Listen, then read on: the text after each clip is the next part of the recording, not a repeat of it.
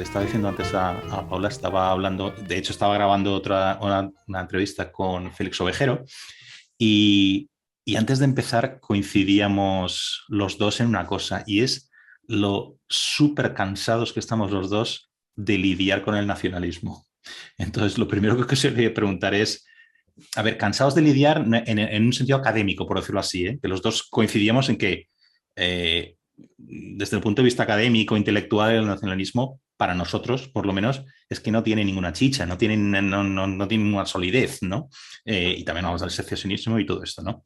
Entonces, no tanto cansado en el sentido de tener, ¿cómo decir?, de hacer cada uno lo que podemos desde el punto de vista de ser ciudadanos activos o lo que sea, ¿no? Eso no. Vosotras estáis cansadas de lidiar, vosotras que estáis en primera línea, o sea, si yo estoy cansado, no sé cómo es lo vuestro, ¿no? Que estáis en primera línea, ¿estáis cansadas de lidiar con el nacionalismo? Yo sobre todo estoy cansada que se lleven todos los recursos económicos, o sea, más allá de la pesadez, porque son absolutamente pesados, cuando ves en los presupuestos, lo que se lleva TV3, lo que se llevan las falsas embajadas, cuando cosas que serían una mínima parte del presupuesto y ayudarían mucho a personas, pues por ejemplo, tener intérpretes de lengua de signos para las personas sordas en los colegios, que no hay, e intérpretes de lengua de signos en la administración para las personas sordas, que tampoco hay, más recursos para las escuelas, más recursos pues para lo que todos pensábamos, ¿no? Servicios sociales, sanidad, y que una y otra vez ayudas a los autónomos, bajadas de impuestos, etcétera, todo se va a ese pozo sin fondo, que es el nacionalismo. A mí eso es lo que, más que cansarme, más me enfada y me indigna, y que la gente lo siga votando y que al final es una y otra vez, con esta ley electoral que tenemos, quien acaban, pues eso, malgastando nuestros recursos y convirtiendo a Cataluña en una comunidad autónoma que ha pasado de ser pionera, de ser locomotora de España, a ir perdiendo posiciones en todos los rankings con respecto a otras comunidades autónomas españolas y, por supuesto, a otras regiones europeas. A mí podría decir, bueno, claro, obviamente es aburrido, pero bueno, ahora mismo yo justamente estoy peleando desde mi pequeña parcela para que haya una unión del constitucionalismo para el objetivo más inmediato, que son las elecciones del 2023. Pero yo entiendo que la ciudadanía en general, y se ha visto en las últimas elecciones autonómicas, esté desconectada porque están aburridos y cansados, y la otra parte también creo que está algo frustrada y cansada. Lo que pasa es que, como dice bien Sonia, tiene todos los recursos, ¿no? Entonces siguen generando la bola y siguen generando el problema y siguen erigiéndose como solución, y es el bucle infinito. Pero también creo que no podemos tirar la toalla, porque si todos tiramos la toalla, si todos nos vamos, ganan ellos. Entonces, en este sentido, yo, que además siempre he presumido de ser bastante optimista, moderadamente optimista, pues creo que hay que seguir un poco en la batalla, ¿no? Aunque suene muy épica la palabra batalla, cada uno desde su pequeña parcela, pues desde la educación, desde la política, desde la economía, y hay que seguir levantándose cada mañana y pensar que esto es reversible, porque, en fin, hubo una época donde la mujer no podía votar y acabó votando, y hubo una época donde parece que vivíamos en una democracia perfecta o en los felices años 90, y hasta que esto, bueno, pues cogió un acelerón en el año 2010-2011 y estamos donde estamos. Pero quiero pensar que todavía estamos a tiempo de hacerlo reversible, y a eso me agarro para seguir en esta pequeña batalla diaria, ¿no? que todos estamos emprendiendo. Hola, hoy converso con Sonia Sierra y con Paula Añó. Sonia es doctora en Filología Española y máster en Literatura, y tiene un posgrado en la enseñanza de lenguas extranjeras.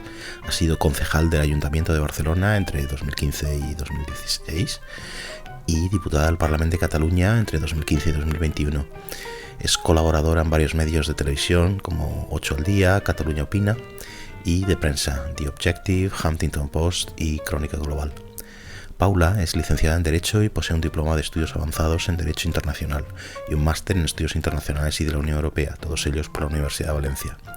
También posee un máster en Negocios Internacionales y un posgrado en Comunicación Corporativa, ambos por la Universidad Pompeu Fabra. Desde octubre es consejera del Distrito de Sant Martí por Barcelona pel Canvi.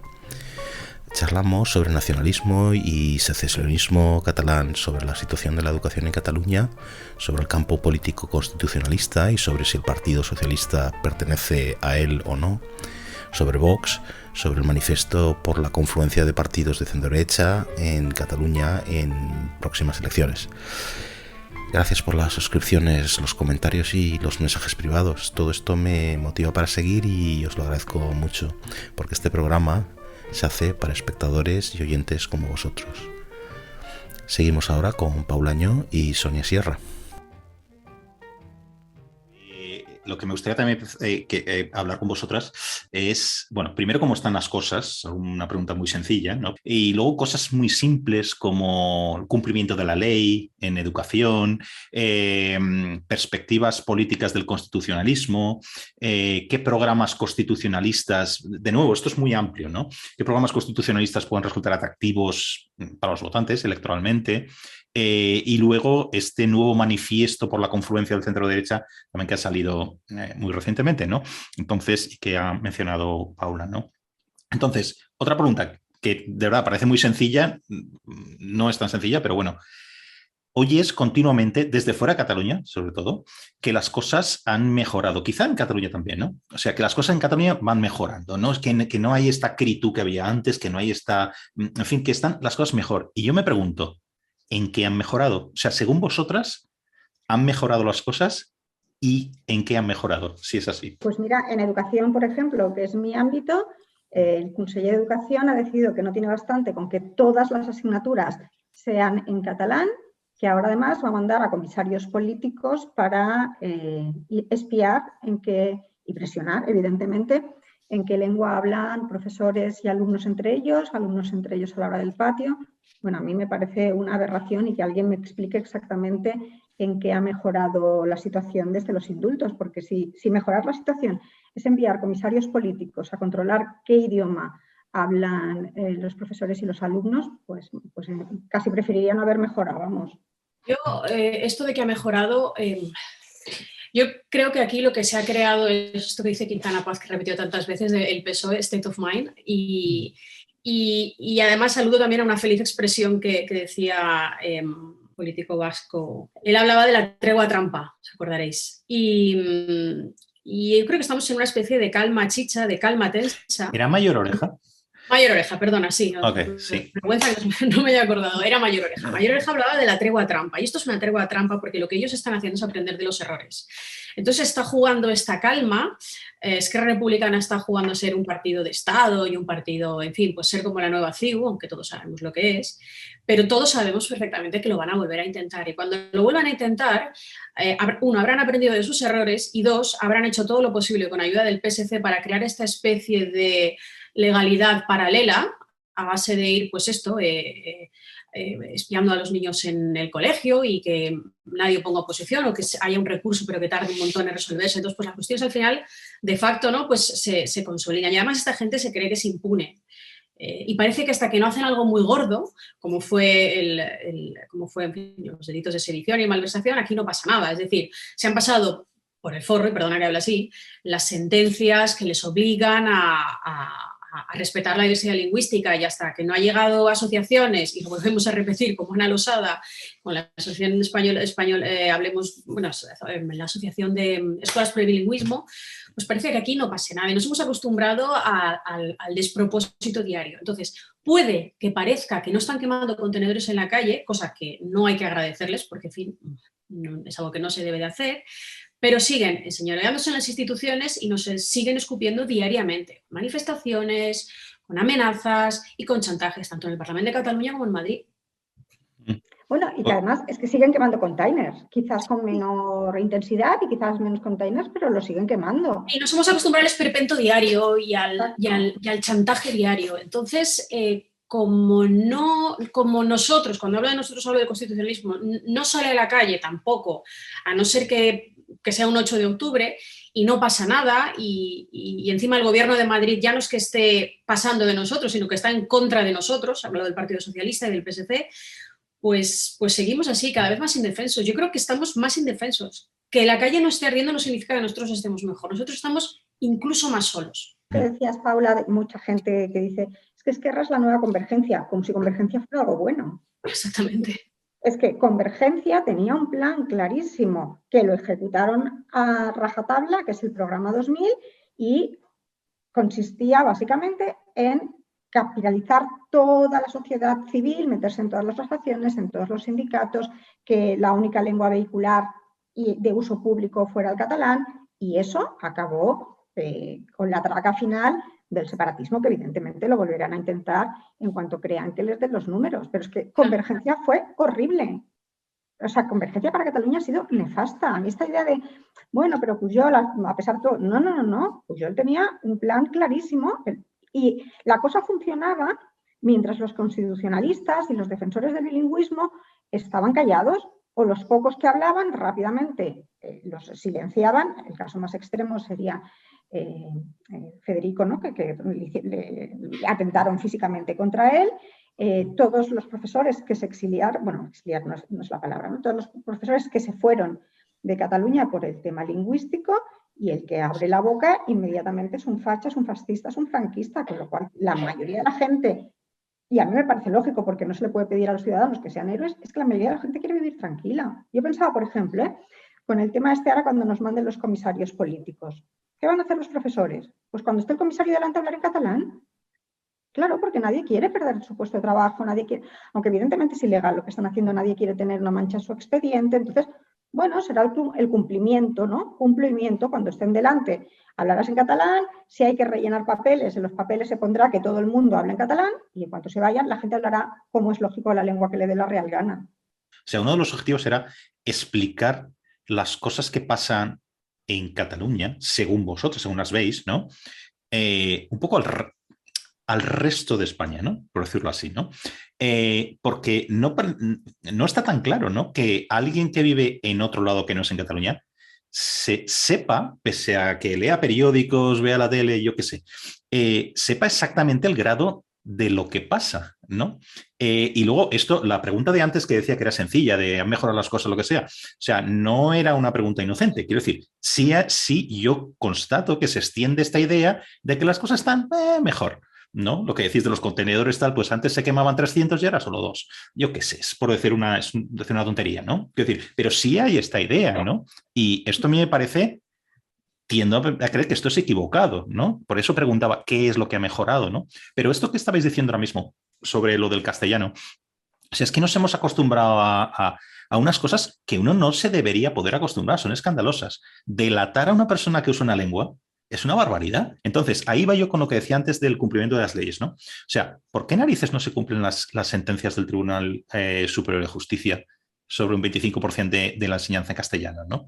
Cuando Celaá era ministra lo negó. Dijo que en Cataluña, sí. Por supuestísimo, el catalán era lengua vehicular. Bueno, salen sus socios de gobierno un día sí y otro también diciendo el catalán es la única lengua y va a seguir siendo la única lengua, pero la señora Celaá le hacen una entrevista que llega a muchísimas personas y dice, no, por supuesto, el español es lengua vehicular en Cataluña. Claro, da un poco de pena porque al final los catalanes constitucionalistas siempre nos sentimos abandonados, pero también es normal que un señor que vive en Murcia o una señora que vive en Zaragoza o una señora que vive en Salamanca que tienen su vida, y estar todo el día pendiente de los pesados de los nacionalistas y por extensión acabamos pareciendo los catalanes todos unos pesados.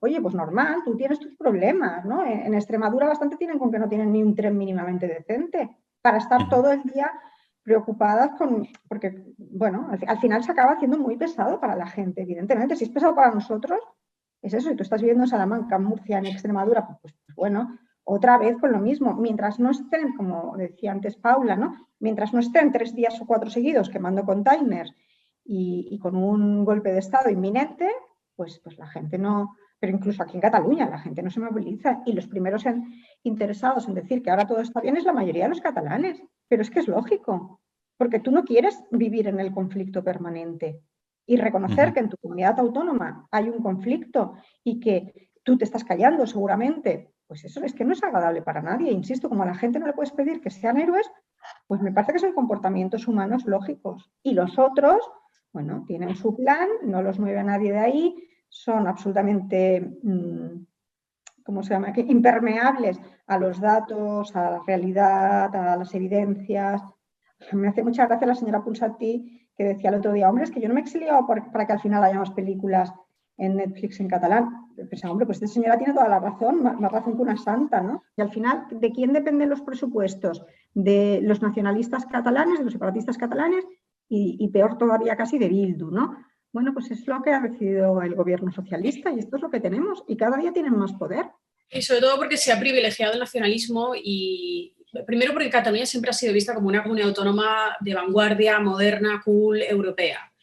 Y a pesar de, en fin, de la deriva identitaria de los últimos años, del retorno un poco a la caverna, el Partido Socialista y Podemos, partidos de ámbito nacional, se han encargado de privilegiar y de mimar a esta gente, dándoles una especie de pátina pues esto, de modernidad a una ideología que, como tú bien decías, Paco, es que no da para más, es que solo ha traído desgarro, desunión, y lo pudimos ver en la antigua Yugoslavia.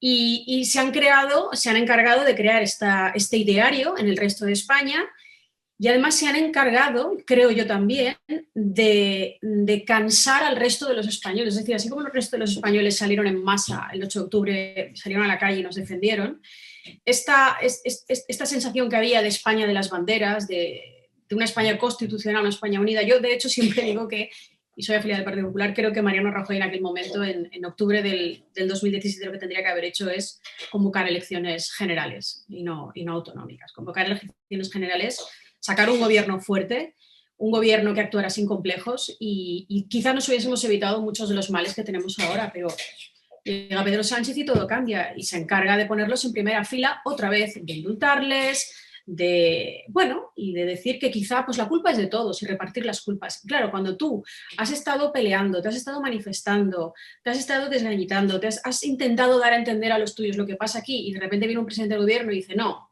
y hace tabla rasa, pues entiendo que al final el resto de nuestros compatriotas estén un poco hasta las narices. No lo comparto porque las democracias y los principios liberales hay que cuidarlos cada día y pueden desaparecer así, cuando menos te lo esperas. Esto es un trabajo constante y diario, pero en un contexto de crisis económica y de pandemia, pues puedo entender que para un señor de Guadalajara nuestro problema pues caiga en séptima o octava posición de sus preocupaciones diarias. Lo puedo entender.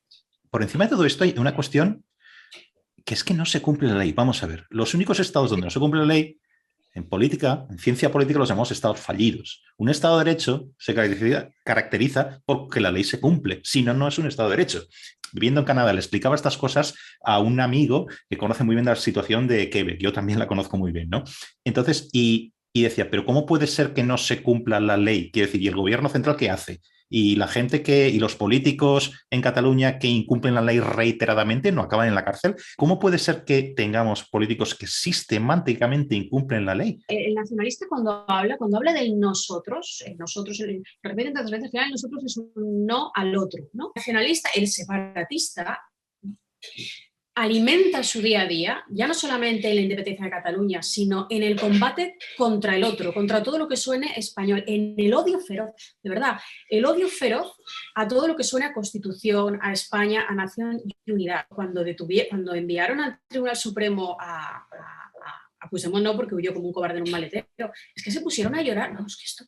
¿Sabes? Esta cara que se te pone de ¿cómo me puede ocurrir esto a mí? O sea, esta gente se cree verdaderamente que es pues, distinta, superior, que impune, que a ellos no les afecta, que a ellos no les concierne la ley que nos dimos todos, ¿no? En la comunidad política en la que vivimos. Y están tan convencidos de que hay una legalidad paralela superior, que es la que le da el Parlament de Cataluña y el que ha sortit de les urnes, con una ley electoral que, en fin, al final promueve este tipo de mayorías, que les da igual. Esto ya pasa a formar parte de las vísceras y de las entrañas. O sea, la parte racional ha quedado totalmente aparcada desde hace mucho tiempo. Esto que dice Paula, de que no se consideran superiores, por supuesto, esto desgraciadamente acaba calando en la sociedad. Es decir, a mí ellos no me consideran catalana, pese a que he nacido aquí, yo he vivido toda mi vida aquí y no he vivido en ningún lugar que no sea este.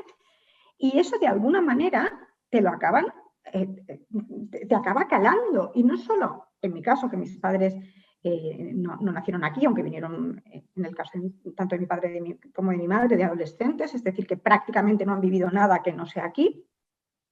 Pero una amiga mía que de mi edad tiene unos hijos, ahora mismo están en la universidad, pero hace unos años, cuando justo empezaban el instituto, me dijo, porque ya había hablado mucho de este tema con ella, me dice, Sonia, mira lo que me ha pasado con mi hijo, que me dijo, mamá, es que los niños catalanes son más listos que nosotros porque siempre sacan mejores notas. O sea, niño catalán, hijo de madre catalana, que van als Diables, que van al Esplai, y habla de sí mismo como no catalán y como los catalanes más listos. El niño ahora mismo está en la universidad, está estudiando económicas y con unas notas estupendas, es decir, pero esto acaba Es lo de menos, Sonia, que eso es lo de menos.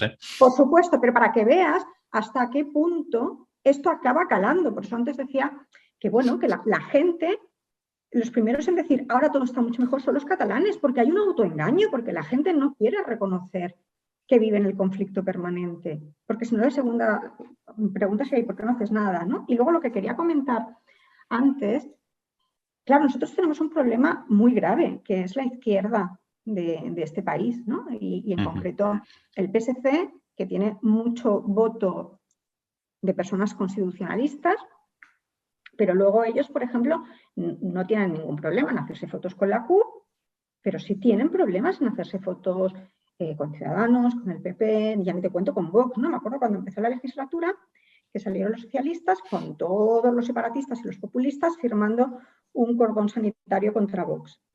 Y salían en la foto con la CUP.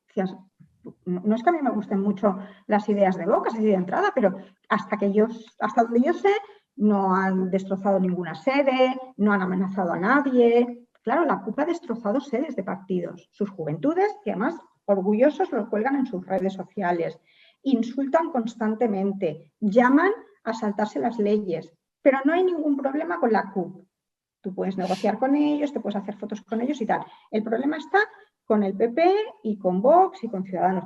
Claro, estamos hablando del partido que ahora mismo está en el poder, bueno, de los dos partidos que están en el poder, porque si esto es los socialistas, ya ni os cuento los comunes o Podemos. O sea, los comunes y Podemos no se hacen una foto con Ciudadanos, el PP, ya ni te cuento con Vox, así los maten. Por acabar la cuestión de la educación, como vosotras sois expertas en esta cuestión, llevando los hijos al cole, dando clase, etcétera, ¿vosotras creéis que en el resto de España se conoce bien cuál es la experiencia de escolarizar a los niños en el sistema de inmersión catalán? Es decir, porque no.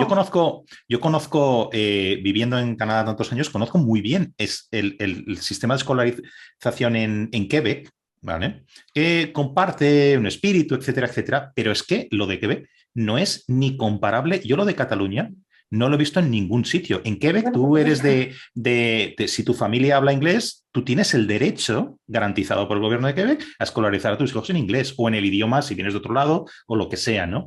Quiero decir, por hablar solo de comparar con otro caso, que es que los propios nacionalistas comparan mucho con Quebec, etcétera, ¿no?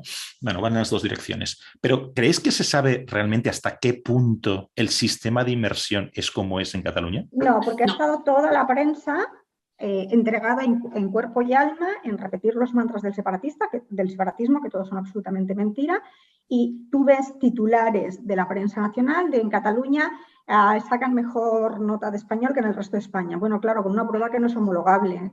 Se basan en la selectividad, que yo me he hartado de corregir exámenes de selectividad y son mucho más fáciles que los del resto de España. Es tan fácil como ir a internet y comparar el de Madrid y el de Cataluña. No tienen nada que ver. Pero ahí está la prensa nacional diciendo eso. Luego están de, hombre, ¿qué problema hay en que aprendan catalán? Pues ninguno. Pero si en Cataluña no hay nadie que no quiera que sus hijos aprendan catalán, el problema es que solo se les educa en catalán y evidentemente incluso los castellanoparlantes no adquieren un nivel de español culto como sería deseable. Y yo he tenido, no en muchísimos casos, pero he tenido en la universidad personas con serias dificultades, ya no te digo para hacer una exposición oral en español, sino para poderme hacer una pregunta en clase en español. Imagino que ahora ya no será tanto porque muchas personas se están sociabilizando en internet. Estoy hablando de hace unos años, tampoco muchos, estoy hablando de hace 6 años. Pero es verdad que la juventud que viene ahora no ven la tele ya, lo que ven es internet y ahí el catalán no tiene mucho que hacer. Pero personas que viven en un entorno catalanohablante, en pueblos donde todo el mundo habla catalán, que solo se han educado en catalán y que en su casa solo veían TV3, estas personas evidentemente con 2 horas a la semana no adquieren, ya no te digo un nivel culto español, un nivel fluido de español. Entonces, algo que es tan perjudicial, lo mismo como has tenido ahí a los socialistas como grandes defensores, Iniciativa Cataluña, Podemos, todas sus mutaciones, defendiéndolo, defender algo tan lógico que se hace en todo el mundo como que se eduque a los hijos en la lengua materna, que además es una lengua oficial, es de ser facha y es de ser franquista, que ya me explicarán qué tiene que ver esto con el franquismo, pero es lo que te llaman franquista por estar en contra de la inmersión lingüística. Estamos en las mismas. ¿Alguien quiere que le llamen franquista? Pues por supuesto que no. Entonces muy poca gente se atreve a hablar en contra. Igual que hemos hablado que no entienden muchas cosas del día a día, de lo que pasa aquí, ¿no? de este ambiente rarecido que vivimos, y esto que es una gran ciudad como Barcelona, sobre la inmersión y sobre la educación y sobre los problemas para escolarizar, no lo saben. Entonces, primero, por dos cuestiones, ¿no? Una, el tema de la lengua, obviamente, porque en fin, para mí es importante que mis hijos, sinceramente, aprendan bien inglés, aprendan bien el castellano y, por supuesto, que aprendan el catalán, porque hay muy buena literatura en catalán y porque viven aquí, pero... Pero luego también está la cuestión de la politización de la escuela pública. Yo pongo un ejemplo. Después del referéndum del 1 de octubre, el siguiente día lectivo, creo que era un lunes, pero hubo una huelga de país, pues pongamos que fue el día 4, no me acuerdo, el día 4 cuando volvieron a la escuela o el día 3. En la escuela pública de mi barrio, una escuela de primaria, aquí en Eixample Pedreta, sacaron a los niños, niños de 3 años con manos blancas al patio pidiendo libertad y pidiendo referéndum y autodeterminación. Hombre, esto no se puede permitir a niños de 3 años. Además de que en muchos colegios, en fin, concertados, llegaron unas circulares de la fundación aquí en Cataluña mayoritaria que acoge a todas estas escuelas, hablando del referéndum, hablando de libertad. Es decir, está tan metido, pero tan metido en todas partes, en los AMPAs, en las asociaciones de vecinos, todo está contaminado. Y hasta que eso no mejore, por supuesto en la escuela, hasta que no logremos espacios neutrales, pero que no se hable ni de una cosa ni de otra, simplemente que no se hable de esto, que se hable de lo que se tiene que hablar, pues de los problemas de los niños, de los problemas de los vecinos, esto no mejorará. Esto no va a mejorar. Pero no, el resto de España no sabe bien lo que pasa aquí.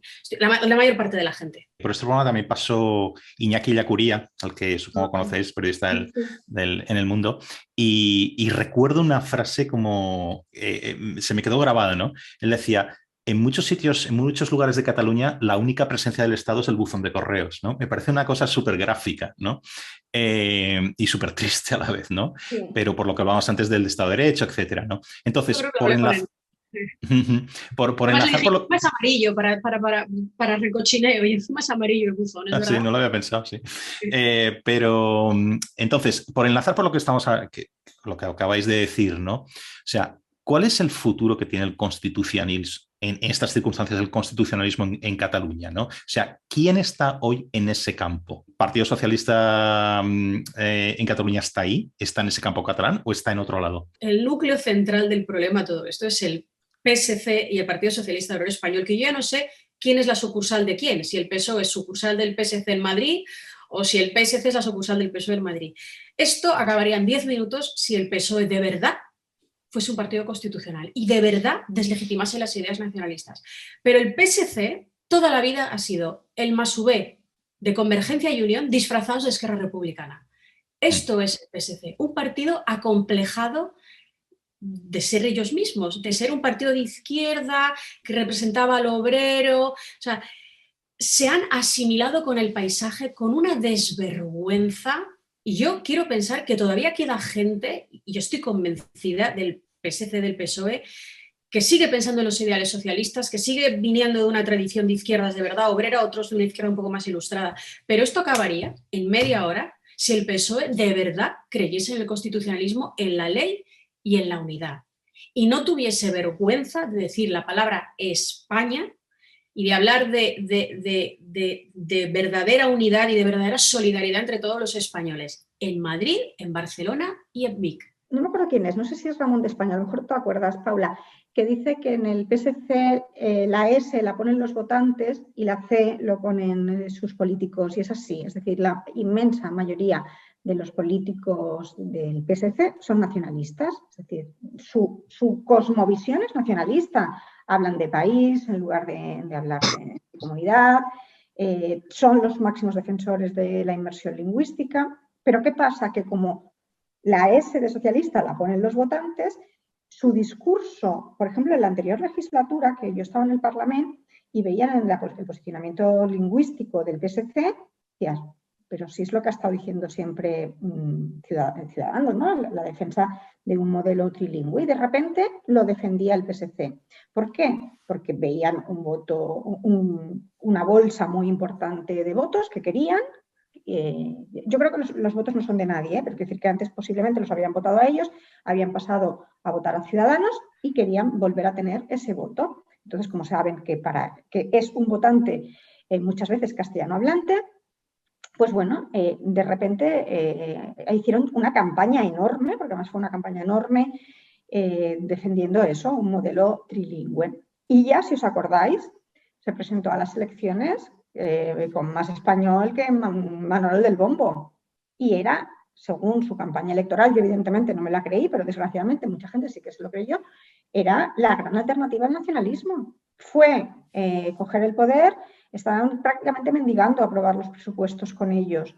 Y la señora Celaá no solo hizo la infamia, ¿no? Cometió la infamia de ceder en el tema lingüístico con Esquerra Republicana, sino que hizo una cosa que a mí, al resto de la humanidad esto le da igual, pero a mí como filóloga me duele en el alma, y es que en una ley nacional, que es la Ley de Educación, han comprado lo de lengua propia, que hasta ahora solo estaban estatutos autonómicos porque es un concepto absurdo que desde el punto de vista lingüístico no tiene ni pies ni cabeza, que en el resto del mundo no saben ni cómo traducir porque conceptualmente es absurdo. No sé cuál es la lengua propia de India o de Estados Unidos o de México, es que es un concepto absolutamente absurdo, ¿no? Está en una ley. Luego hay un ejemplo y un resumen muy claro que es IZ contando naciones. Así. Y Meritxell Batet a favor del dret a decidir, es decir... Es que son nacionalistas. Es un complejo de inferioridad eterno. Además, a mí, si alguien me pregunta, bueno, ¿y cuáles son los principios o las bases del Partido Socialista? Ahora hablo del PSC en clave autonómica. Yo te diría, no lo sé. Es que no lo sé. No lo sé cuáles son los pilares maestros de su acción política o sus valores. Pues mañana unos y pasados otros. Es que es así. Creo que todos, más allá de las siglas, estamos de acuerdo en que de una forma u otra tenemos que ir unidos. Y el primer ensayo sería para algo, entre comillas, un poco más pequeño, más que unas autonómicas y tal, que es el Ayuntamiento de Barcelona, ¿verdad? El Ayuntamiento de Barcelona yo creo además que es el caramelito en dulce o el gran... lo que nunca han logrado atrapar los constitucionalistas, ¿verdad? Es la joya de la corona. Ahora tenemos a Colau, porque era un mal menor, pero siempre ha sido una ciudad ciertamente rebelde contra el nacionalismo hasta que ha llegado el populismo a darle alas. Pero bueno, siempre ha sido pues, una ciudad más de izquierdas, más rebelde, que incluso en la época de Franco fue un puntal de libertad en toda España, ¿verdad? Entonces, que vayamos unidos, centro-izquierda y centro-derecha, yo lo veo una idea estupenda. Yo lo veo una idea maravillosa. Luego yo ya me pelearé por el impuesto de sucesiones sí o el impuesto de sucesiones no, o el IBI más alto o el IBI más bajo. Pero que todos vayamos juntos a pactar y a respetar sobre todo las reglas del juego antes de empezar el partido de fútbol, es decir, respetar al árbitro, ¿qué hay de malo en eso? ¿Qué hay de malo en eso? Es que no hay nada de malo. Luego ya hablaremos de bajo qué paraguas, bajo qué siglas, bajo qué bla, bla, bla, qué liderazgo y a quién ponemos y a quién no ponemos. Pero a mí, como votante en Cataluña desde hace muchos años, no me ha separado nada de Inés Arrimadas, no me ha separado nada de Albiol, no me ha separado nada de Alicia Sánchez Camacho y no me ha separado nada de Jordi Cañas. Si es que estamos en el mismo barco, si es que estamos condenados a entendernos, igual que con la gente de Vox. ¿Qué problema hay con la gente de Vox? La gente de Vox yo podré tener visiones diversas sobre la Unión Europea y sobre el Estado de las autonomías. Pero en lo fundamental, que es el respeto a la Constitución, el respeto a la democracia liberal, a mí no me separa absolutamente nada. Y está funcionando bien, ha funcionado en Andalucía, está funcionando en Madrid. Yo estaba en Ciudadanos en la anterior legislatura cuando se habló de ir con el PP y al final eso no fue posible. Yo la verdad es que tampoco no tenía ningún cargo orgánico, nunca he tenido ningún cargo orgánico, pues tampoco sé muy bien cómo fueron las negociaciones ni nada. Así de entrada, lo que yo puedo ver es que aquí en Cataluña, a diferencia de otros lugares de España, el votante de Ciudadanos, bueno, o lo que queda de Ciudadanos, porque sinceramente es que en el caso del Ayuntamiento de Barcelona, incluso mucho antes de la debacle electoral de febrero, es que ya no le daban representación a Ciudadanos en el Ayuntamiento de Barcelona. Es decir, ese votante ahora mismo se ha evaporado. Y estoy hablando de antes de la debacle en el Parlamento de Cataluña y sobre todo antes de la moción de censura de Murcia, que yo creo que Eso, bueno, fue un tiro en el pie brutal por parte del Partido de Ciudadanos. Y yo no sé si ahora mismo le queda mucho votante, ¿no? Y lo que iba a decir es que, a diferencia de otras comunidades autónomas, donde el votante de Ciudadanos sí que es más de centro-derecha, en el caso de Cataluña el votante de Ciudadanos era sobre todo de centro-izquierda, era votante que antes había votado a los socialistas. Claro, a ese votante pedirle que vote a un partido en el que está Vox me parece imposible, sinceramente. Es muy, muy, muy complicado. Es que nadie dice que esté Vox, o sea, no se trata de poner las siglas de Vox, PP, Ciudadanos, no, se trata de que ustedes quieren seguir formando parte de este proyecto que se llama España, ustedes quieren seguir defendiendo la Constitución. Usted salió conmigo el 8 de octubre a la calle, a que sí, a que salió. Luego ya nos pelearemos, ya te digo, por si más impuestos, menos impuestos, por si ya llegará, pero creo que tenemos una labor y una oportunidad maravillosa de crear este imaginario de que de una forma u otra tenemos que ir juntos, porque el 14F se quedó un montón de gente en casa, desencantada, que tampoco votó al Partido Socialista, tampoco le votó.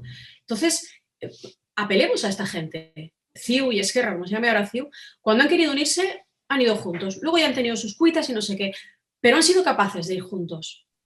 ¿Por qué no podemos hacerlo nosotros? Si es que tenemos lo más importante.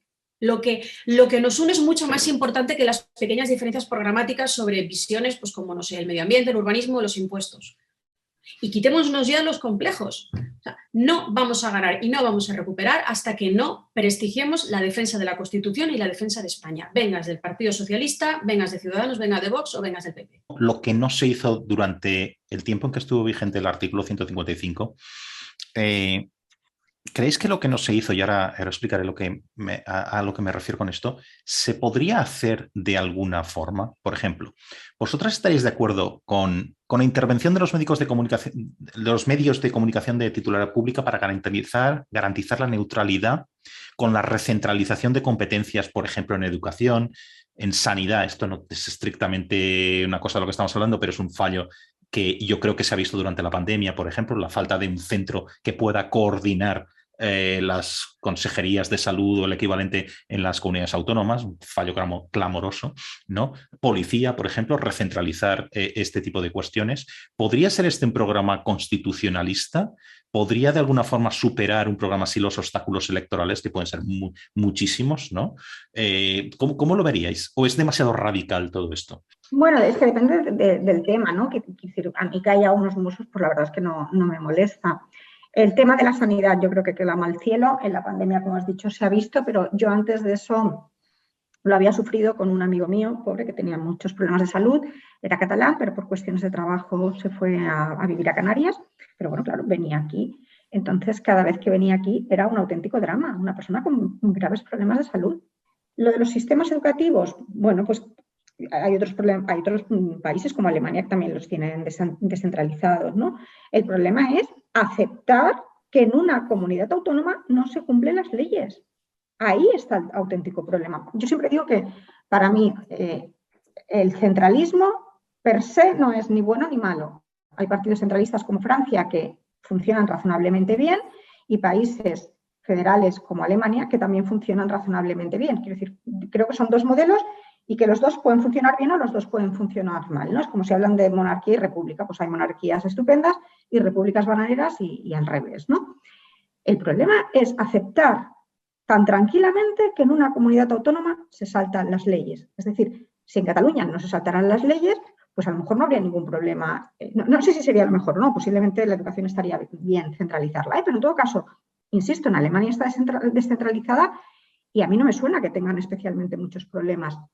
Si hay una administración central que le da absolutamente igual, tenemos una alta inspección educativa, que no se sabe muy bien para qué sirve, además, bueno, hay poquísimos funcionarios porque realmente, bueno, son tan pocos que no podrían hacer su trabajo porque es evidente que al Estado no le interesa la alta inspección educativa, pues claro que tenemos un problema, pero no creo que sea tanto por el modelo.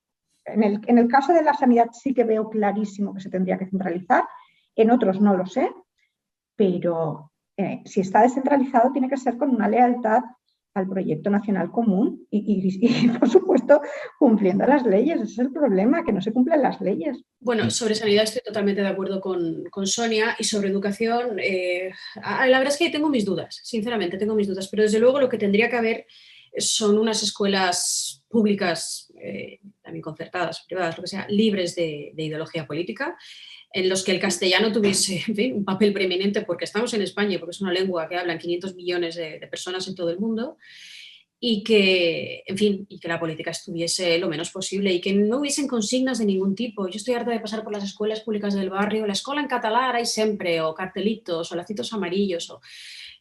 todo esto hace al final que la gente se busque la vida en otro tipo de colegios. Tendría que haber una revisión de los contenidos, especialmente en literatura, en historia, aparte que de filosofía, los mayores, ahí tendría que haber una revisión de los contenidos. Pero lo que sí que tendría que haber es una prueba homologable. Es decir, Exacto, gran parte de los problemas se solucionarían si hubiera una prueba homologable. Cuando las comunidades autónomas vieran que sus comunidades sacan malos resultados con respecto a las otras, ya se encargarían de ajustar los contenidos. Y luego, lo que hablábamos antes, de que el hecho de que esté descentralizado, pues permite que comunidades autónomas como Castilla y León, sobre todo en concreto León, acaban sacando resultados similares a Singapur en pruebas internacionales. Es decir, la comunidad autónoma que tiene la suerte de estar bien gobernada y que se tomen en serio la educación y que tengan uno de los buenos sistemas educativos, porque resulta que cuando dicen es que España saca malos resultados en las pruebas PISA, eso es erróneo, es decir, esa formulación es errónea, porque como hay 17 sistemas educativos, algunos sacan muy malos resultados y eso baja muchísimo la media, pero otros, como Castilla y León, están por encima de Dinamarca, por poner algo. Y yo no tengo tan claro que en esas comparaciones internacionales, en esas comparaciones entre comunidades autónomas, a uno le sacarán los colores y cambiara la gestión para mejorar. Porque si esto lo llevamos a otro terreno, el de la sanidad, pero no el ejemplo que estábamos dando antes, sino la cuestión de exigir un nivel de catalán determinado para poder trabajar en Cataluña en los hospitales, o esto creo que también se estaba haciendo en Baleares, o bueno, en el País Vasco con el euskera, etc. Todo este tipo de historias, este tipo de barreras que no tendrían que estar ahí, porque ya es que duele decirlo al final, ¿no? Quiero decir, el cirujano lo que quieres es que, el médico de lo que sea, es que sepa de lo suyo y que me cure de los problemas médicos que tengo, no que me hablen este idioma o en este otro, ¿no? Entonces, esto es evidente, no necesitamos no necesitamos comprobar los datos al final. Esto va a resultar en un detrimento de la calidad asistencial si se lleva hasta las últimas consecuencias, ¿no? Entonces, ¿esto se sabía antes de implantar este tipo de normas o intentar implantar este tipo de normas? Pues claro que sí. ¿Y ha frenado a los que deciden este tipo de historias para que no lo haga? Pues no. No sé, yo no entiendo al final. Yo creo que esto debería pasar al final por el juicio de los ciudadanos como votantes, ¿no? Pero ya sabemos que la democracia en ese sentido, pues, no es perfecta en ese sentido para el rendimiento de cuentas, ¿no? Es que sociológicamente, étnicamente, la cuestión de los apellidos, ¿no? Que siempre se habla, somos iguales, es decir, no hay diferencias. Entonces, el único modo de diferenciarse es la lengua y hacer de la lengua una identidad. Entonces, en base a esa supuesta identidad, resulta que tú piensas y actúas distinto. Y por eso se le da esta preeminencia, es decir, y además el otro día lo hablábamos, el rector de la Universidad de Salamanca decía que esta catalanización de la universidad aquí en Cataluña, lo que está haciendo es que las universidades pues, no se internacionalicen, no vengan Erasmus, no haya un intercambio. Una persona que viene, no sé, de Copenhague a España y resulta que quiere venir a Barcelona, pues hombre, vendrá a estudiar ingeniería técnica y si es posible en español porque es una lengua muchísimo más útil, con todos mis respetos al catalán. Lo que estamos haciendo es, exacto, crear barreras ficticias y que los mejores no vengan. Siempre ha habido muchos problemas, siempre ha habido mucho, pues las plazas de jueces, de fiscales, mucha gente no quería venir por la cuestión de la lengua porque es hostil. De hecho, yo llevo mucho tiempo anunciándolo y se lo dije al anterior conseller, digo, vais a conseguir que no hablen catalán los jóvenes, porque yo llevo toda mi vida dedicada a la educación y lo llevo viendo desde hace años. Y fijaos como ahora, ya digo, bueno, hay que coger con pinzas estos datos, pero han conseguido que para los jóvenes el catalán sea una lengua antipática, que sea la lengua que relacionan con todo lo burocrático, con todo lo administrativo, con todo lo político y con la educación. Entonces, a alguien que no le gusta especialmente todo el tema académico, pues evidentemente el catalán es la lengua de todo lo que es un rollo. Y el español y el inglés, pues es la lengua de YouTube, no sé, de TikTok, de las cosas que ellos ven, porque como decía antes, ya no ven la tele. Yo creo que ellos también lo que han logrado o lo que pretenden es, bueno, según hablas, entonces tú eres de estos o eres de los otros. Es una forma como de parcelarnos y de dividirnos. Ya que no podemos llevar una pegatinita de yo soy A o yo soy B, pues depende de cómo hables, entonces tú eres de los míos, ¿verdad? Tú eres adepto. No entienden que la gente habla lo que le da la gana y que la gente habla una cosa sin más trasfondo de si soy de este partido o si soy del otro, sino que es una forma de expresarse, de sentir, de relacionarse con el mundo. Ellos no lo entienden así. O sea, ellos entienden y asocian el catalán a un proyecto político y a una identidad concreta. Y todo lo que se sale de eso, pues le rompe el esquema y le rompe el marco. Entonces, cuando de repente...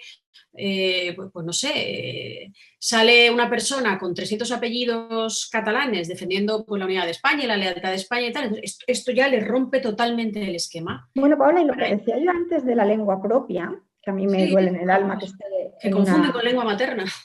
Claro, que esté en una ley estatal es muy perverso, porque si hay una lengua propia, quiere decir que las otras son impropias. Evidentemente nadie tiene una lengua impropia. Entonces, esta idea marca lo que decía Paula, los que están aquí y son buenos catalanes y los que están allí son impropios. Es que directamente le están diciendo que tu lengua es impropia, que es una barbaridad. La lengua en la que amamos, la lengua en la que nos enfadamos, la lengua en la que gritamos, de repente resulta que es impropia, aunque sea la mayoritaria en Cataluña, ¿no? Claro, es que es muy, muy perverso. Entonces, a partir de ahí se va marcando toda esta diferencia entre buenos y malos catalanes, entre los que hablan una lengua propia y los que hablan una lengua impropia, excepto, eso sí, que aunque seas de los de la lengua impropia, si defiendes a muerte el separatismo, bueno, nunca vas a estar al mismo nivel que ellos, vas a seguir siendo de peor categoría, pero bueno, te aceptamos un poquito en la tribu y en el rebaño, ¿no? Entonces, bueno, sí, es horrible, es de una perversidad. Antes lo que decía Paula de lo de los inmigrantes, ¿en qué otra, ya no digo región de España, por ejemplo, en el caso de Alemania, ¿quién de Baviera se va a Berlín y lo consideran inmigrante? A nadie. ¿Quién de, yo qué sé, Murcia se va a Madrid y lo consideran inmigrante? A nadie. Sin embargo, aquí ya no es que mis padres sean considerados inmigrantes, es que a mí me consideran inmigrante, pese a que he nacido aquí. Casi me preocupa más el nacionalismo que el separatismo, porque nunca se puede saber lo que va a pasar, pero yo veo muy, muy, muy, muy, muy difícil, casi imposible que consigan la secesión. Lo veo prácticamente imposible. Pero el nacionalismo hace un daño horrible. Yo no estoy de acuerdo, Sonia. Yo creo que es peor el separatismo que el nacionalismo. Es decir, el nacionalismo, creo que lo dijo Berlín, Isaias Berlin, es la exacerbación del sentimiento nacional. Pero el separatista, además de eso, lo que quiere es deshumanizarte a ti y quiere desgarrarte y quiere dividirte y quiere quitarte tus derechos políticos, tus libertades. Es antihumanista, es decir, te considera, lo estábamos hablando ahora, te considera algo bastardo, extraño, ajeno, invasor. Pero yo creo que es mucho peor el separatismo, porque el separatismo ya es la cuestión, el nacionalismo es un horror, pero el separatismo ya es la irracionalidad de la irracionalidad. Creo. Pero aparte que hay nacionalistas que no son separatistas, igualmente te consideran de peor categoría si no hablas catalán.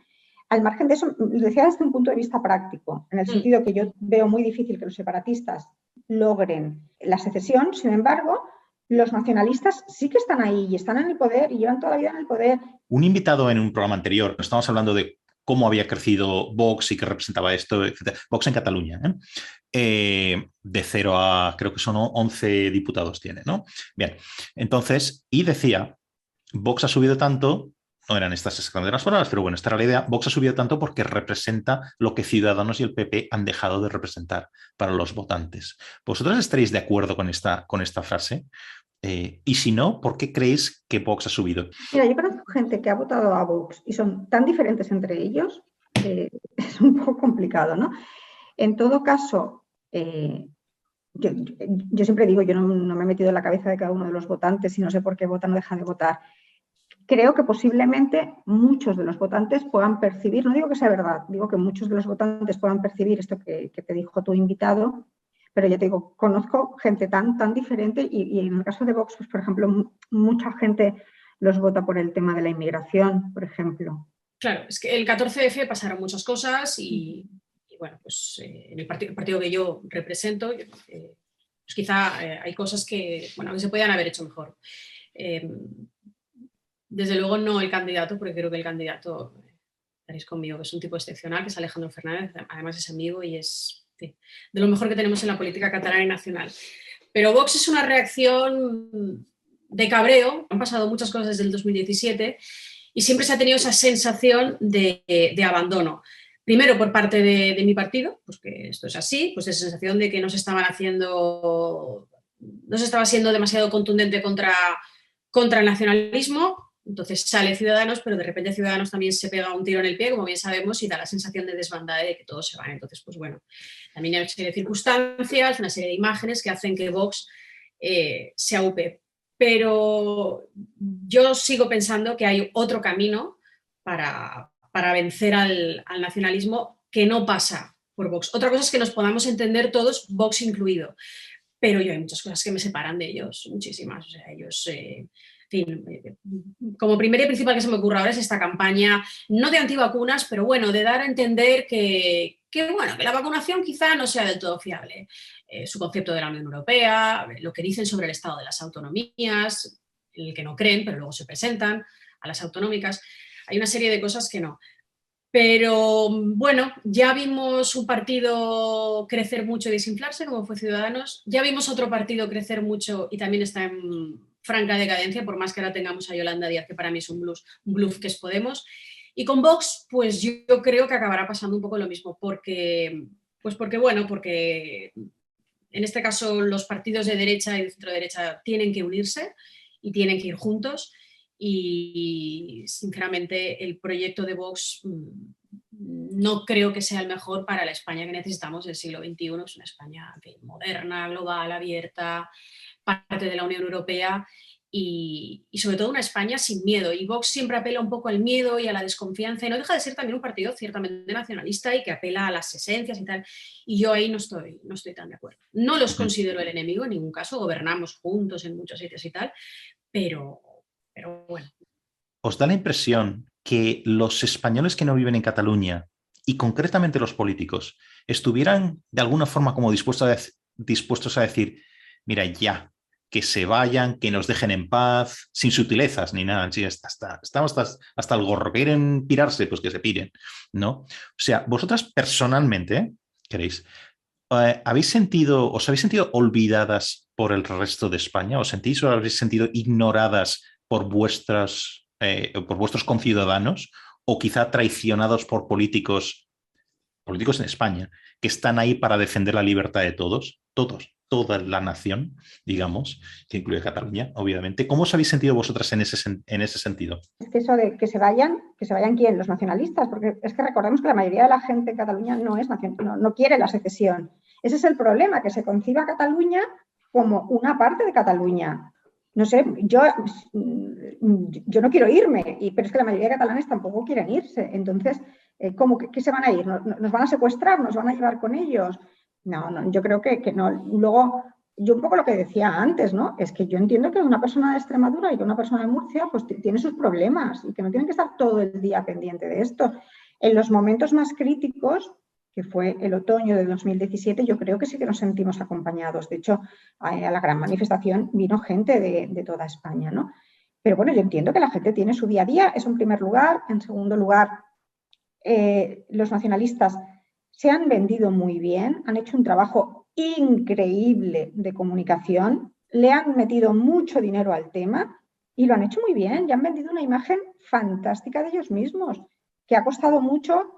Bueno, nos ha costado mucho a los pobres que estábamos ahí casi sin recursos desmontar, pero bueno, también ellos se dieron un tiro en el pie precipitando las cosas en el otoño del 2017, pero hasta ese momento, bueno, quien no se acuerda de aquella entrevista que le hicieron, supongo que Évole, a Junqueras, y se veía como un señor súper simpático que llevaba vino a la casa de unos señores, no me acuerdo de dónde, es decir, han hecho tal campaña de comunicación tan buena, tan bien hecha, con tanto dinero, mientras los diferentes gobiernos de España no se empleaban ni a nivel nacional, ni muchísimo menos a nivel internacional para contrarrestar esos argumentos, que claro, entonces de repente un día se dijeron, pues si no era esta gente tan simpática que parecía que no iba a pasar nada, que no, que estas personas que se van, que están dispuestos a romper el país, ¿no? Pero durante mucho tiempo ellos han hecho un buen trabajo de comunicación, pero es que también han ganado siempre por incomparecencia del contrario.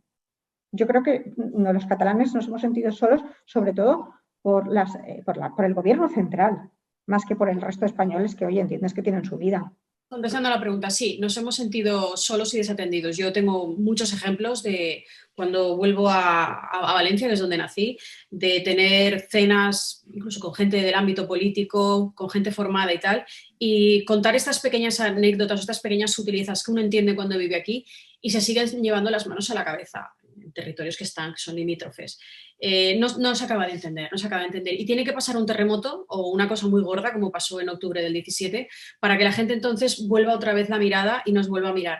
Por eso es muy importante esto del manifiesto y esto de seguir picando piedra y de seguir llamando a la unión y de seguir no dejándonos vencer por esta tregua trampa ni esta calma tensa, sino seguir levantando la voz y llamando de, oye, mirad lo que pasa, oye, que va a volver a pasar, oye, no nos dejéis, implicaros, sentiros concernidos. Esto no es un problema de Cataluña, esto es un problema de todos. O sea, esto no fue un golpe de Estado contra el Partido Popular, como dijo Sánchez el otro día, esto fue un golpe de Estado contra toda España, contra todos los que nos sentimos parte de este país. Yo personalmente a mí me gustaría agradeceros a vosotras dos, no solo el rato que me habéis dedicado, que eso va de suyo, ¿sabes? sino el trabajo que hacéis, o sea, el trabajo que hacéis como ciudadanas, como políticas, antes, después y espero también en el futuro, porque sí que es verdad que necesitamos seguir en posiciones muy distintas, pero todos poniendo un poquito el granito de arena, ¿no? Donde estemos, ¿no? Entonces, mis gracias personales, yo creo que hablo por muchos, también. Pero bueno, que un placer hablar con las dos y bueno, y muchísimas gracias a las dos. De nada, pues un saludo.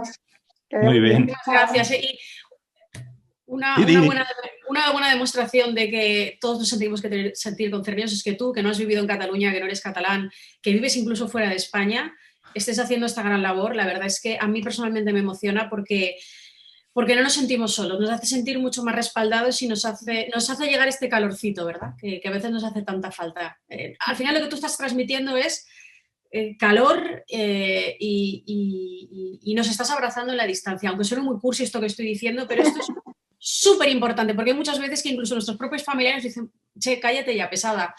Y gente como tú, otros influencers, gente que está en Twitter, que está en las redes, que está en el 2.0 o 3.0, esto es lo que verdaderamente nos hace sentir muchísimo más acompañados. O sea que muchas gracias.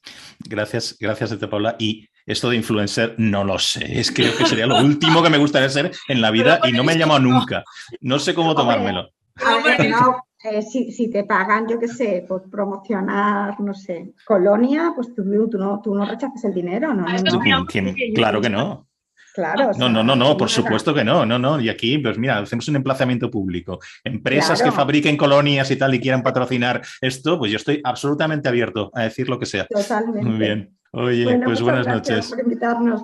Chao. Gracias a las dos. Hasta luego.